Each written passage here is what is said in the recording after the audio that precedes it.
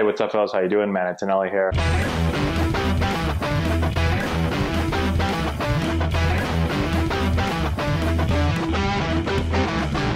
Hey, what's going on, guys? How we doing? Antonelli here. So we've got more news today. Today, Scott Boras is getting into the news. Before we get into exactly what Scott Boras said, let me catch you guys up real quick.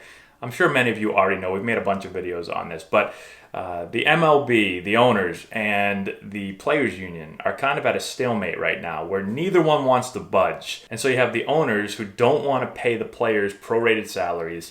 They want to pay less than that. You have the players that are saying, no, we want prorated salaries. If we're going to play half a season, pay us for half a season. Neither wants to budge. And now we have Scott Boras coming into the picture here. So if you don't know who Scott Boras is, he's an agency. He owns an agency, probably the biggest agency in Major League Baseball. They have over 70 players. They represent currently 70 players in the big leagues. I think they did like over $1 billion worth of contracts just in this offseason. So you're talking about the big boy of agencies. And so he's told his clients not to bail out the owners. Okay, so we're gonna get into here. I've got a couple of quotes from him. Now this is kind of been, I've seen some of this stuff on ESPN and a bunch of different newspaper articles, and so everyone's kind of starting to talk about this yesterday and today. And so I want to go into exactly what Scott Boras said. A lot of people ask me, did I ever have a chance to work with Scott Boras? Scott Boras never, even though it was a high pick, he must be able to see into the future because his agency never approached me about representing me. So I get asked that a lot. But we're going to get into exactly what he said here in a second, and then I'm going to give you my opinion on this. Okay, now also real quick before I get into this, just remember that Boras represents 3 of the union's 8-man executive subcommittee, and one of those players is Max Scherzer. And Max Scherzer did a video on this yesterday, came out, and basically said that they're not taking a second pay cut, okay? So when it comes to these players that are on the subcommittee, Boras, not all of them, but a decent amount, almost half of them are Scott Boras guys. So just keep that in mind. Okay, so now let's get into exactly what was said here. All right, so there was an email that has been, I guess, leaked, obtained, whatever you want to call it. There's an email that Boras sent out, right? And he was telling the players in this email that they should not alter the terms that they agreed to on March 26th. And they shouldn't reduce their salaries any more than what they had talked about being prorated. So here we go. This is kind of a long email right here, but I want to go through all of it because he brings up a bunch of different points. Hopefully I can read well today. So he said, remember, games cannot be played without you. Players should not agree to further pay cuts to bail out the owners. Let owners take some of their record revenues and profits from the past several years and pay you the prorated salaries you agreed to accept, or let them borrow against the asset values they created from the use of those profits players generated. Owners are asking for more salary cuts to bail them out of the investment decisions they have made. If this was just about baseball, playing games would give the owners enough money to pay the players their full prorated salaries and run the baseball organization. The owners' current problem is a result of the money they borrowed when they purchased their franchises, renovated their stadiums, or developed land around their ballparks. This type of financing is allowed and encouraged by MLB because it has resulted in significant franchise valuations.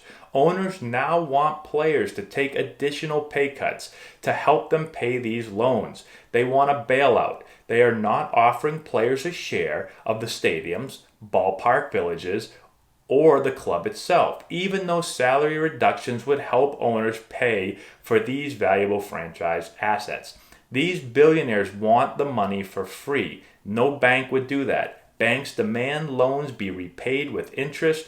Players should be entitled to the same respect. Okay, now we have a little bit more here. So then Boras goes and talks about the Chicago Cubs and the Ricketts family. And he talks about how they had, the redevelopment of Wrigley Field, and he talks about debt financing. Okay, now I'm no mathematician. I'm not a big finance guy, although I kind of do like the stock market. But let's get into exactly what he talks about here and what he believes the Cubs did when they bought the team. So he said, throughout this process, they will be able to claim that they never had any profits because those profits went to pay off their loans. However, the end result is that the Ricketts will own improved assets that significantly increases the value of the Cubs, value that is not shared with the players. So now the Cubs have released a statement here, and I'm going to read you theirs in a second. So they talk about how the decisions that they made, these things that Boras is talking about, created revenue streams necessary to pay for their payroll, which helped them win a World Series in 2016. They say the first since 1908. Yes, that is true. They said the Ricketts family invested $750 million to save iconic Wrigley Field for fans today and for future generations. At every level, they've built the best player facilities in the game.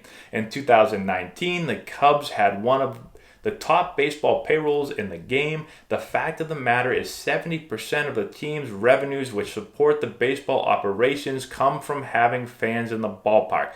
Nevertheless, we thank Mr. Boras for weighing in. Thank you, Mr. Boras. Now, we could probably go back and forth on who you agree with and what do you think about this. The biggest thing here is that Boras is in the ear of the players. He has his 3 players on the subcommittee, and so I thought this was just interesting to give us a little perspective of not what every player is thinking about, and technically not what the union is thinking about, but what is in the ear of some of the players, again, that are on the subcommittee and that are working with the union. Now, I know there's been some other players. I saw on Twitter people were sending me over tweets.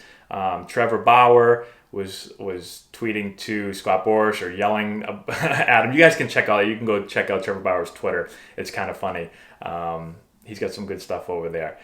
So this is going to be really interesting.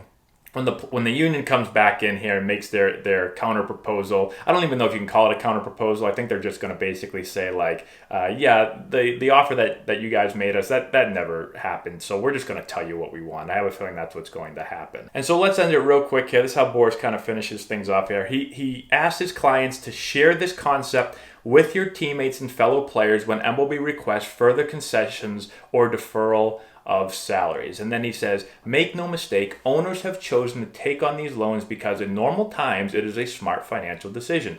But these unnecessary choices have now put them in a challenging spot. Players should stand strong because players are not the ones who advised owners to borrow money to purchase their franchises, and players are not the ones who have benefited from the recent record revenues and profits. And so this is another thing real quick that I've heard some players talking about is, during bad times like right now, the owners want players to take a pay cut, right? Because they're not going to have fans and revenues are going to be way down. And what I've heard some players saying is that, well, when the game's going great and attendance is at record levels and more money is coming in than ever before, the players can't then say, well, you guys are making a ton of money now, so how about you give all of us an extra $1 million this year or $5 million, right?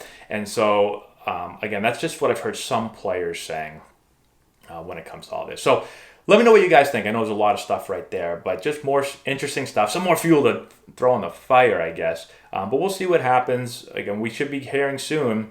It sounds like I believe like June 5th is kind of like the soft date for let's try to get all this negotiations wrapped up so we can try to get things going here. So we'll see what happens. But again, let me know in the comment section below what you think about Scott Boras' comments and everything going on. Thanks so much for watching. Hit the subscribe button or the thumbs up button. Subscribe to the channel. Hit the notification bell. There's a lot of buttons that you have to press. Thank you to our patrons on Patreon for supporting the channel, and we'll talk to you later.